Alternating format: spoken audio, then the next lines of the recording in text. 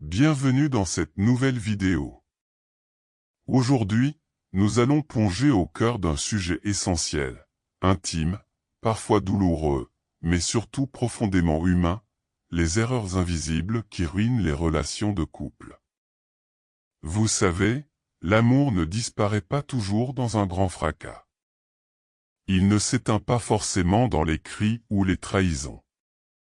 Souvent, il s'efface lentement, silencieusement, victime de petits gestes, de mauvaises habitudes, de paroles non dites, de ce que l'on pourrait appeler les micro-fissures de l'amour.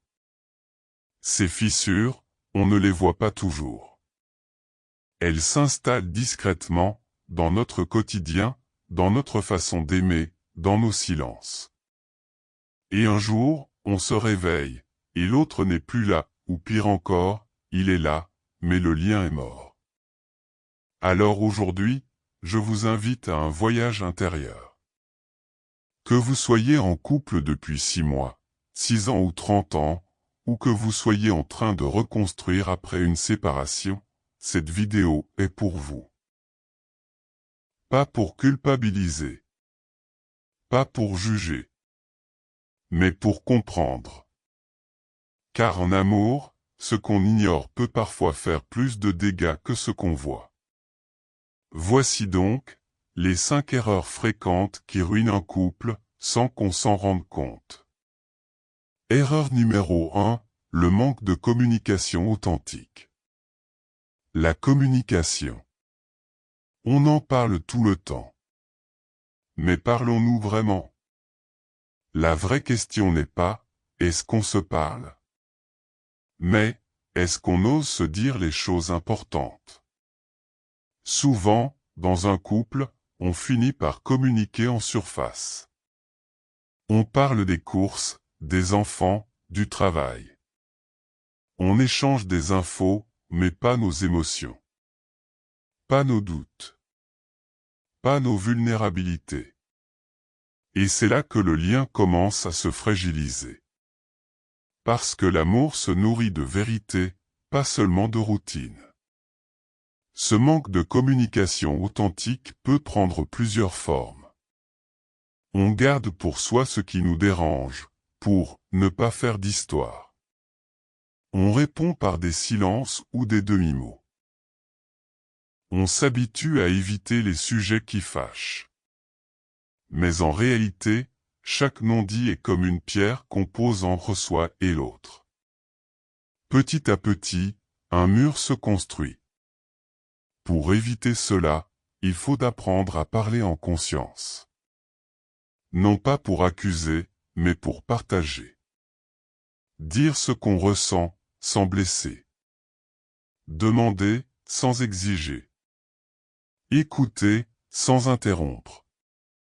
Par exemple, au lieu de dire « tu ne m'écoutes jamais », dire « quand tu regardes ton téléphone pendant que je parle, je me sens invisible ».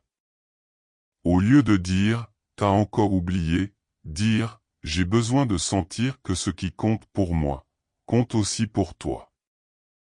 L'authenticité, ce n'est pas dire tout le temps, n'importe comment.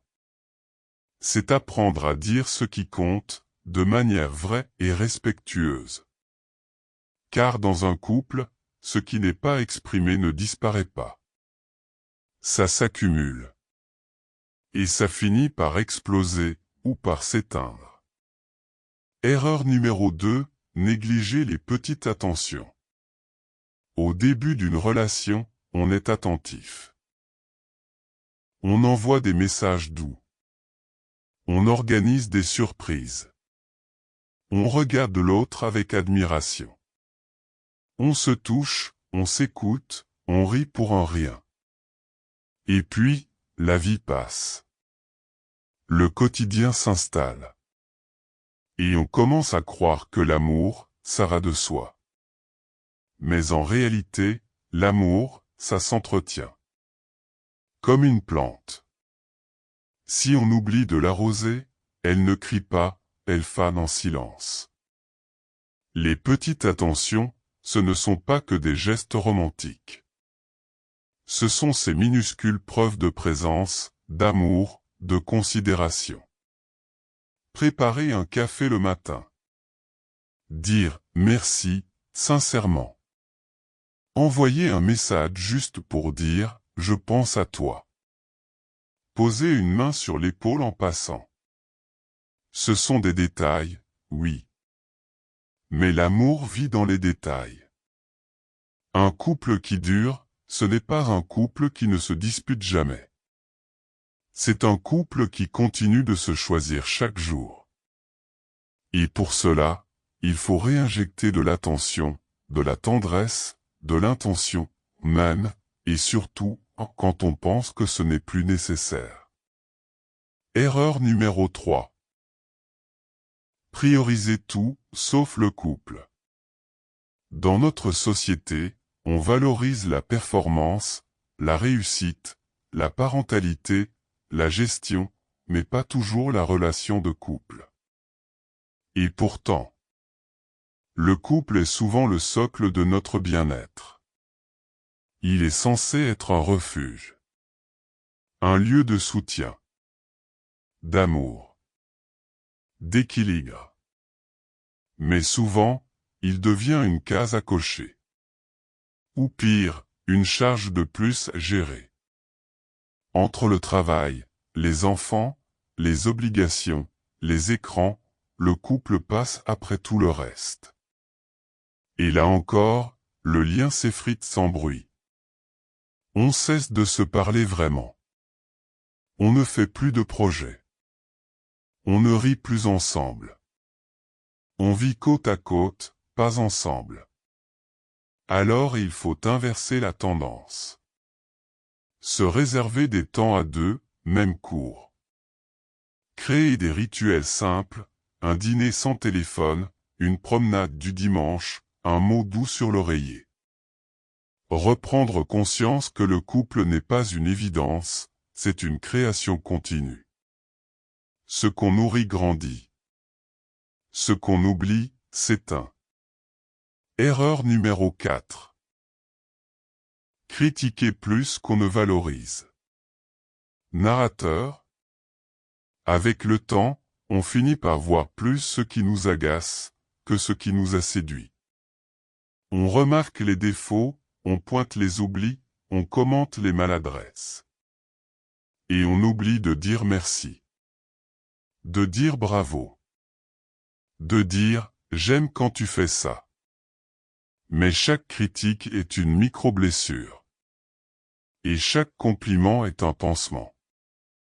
Les neurosciences le confirment, il faut 5 interactions positives pour compenser une interaction négative. Alors posez-vous la question, dans votre couple, êtes-vous plutôt dans le reproche ou dans la reconnaissance? Valoriser l'autre, ce n'est pas flatter. C'est lui refléter sa beauté, ses qualités, ses efforts. Et plus vous le ferez, plus vous verrez l'autre rayonner. Erreur numéro 5, éviter les conflits à tout prix. Beaucoup de couples pensent qu'un couple heureux est un couple sans dispute. C'est faux. Un couple heureux est un couple qui sait traverser les conflits. Qui sait dire « je ne suis pas d'accord » sans se détruire. Qui sait poser ses limites, sans blesser. Qui sait écouter, même dans la tempête. Fuir le conflit, c'est souvent fuir la croissance. Car chaque tension est une opportunité de mieux se connaître. D'ajuster. De grandir ensemble. Ce qu'il faut éviter, ce n'est pas le désaccord. C'est la guerre d'ego, l'humiliation, la fermeture. Mais un conflit sain, c'est possible. Il suffit d'apprendre à exprimer un ressenti plutôt qu'une accusation. À écouter pour comprendre, pas pour répondre.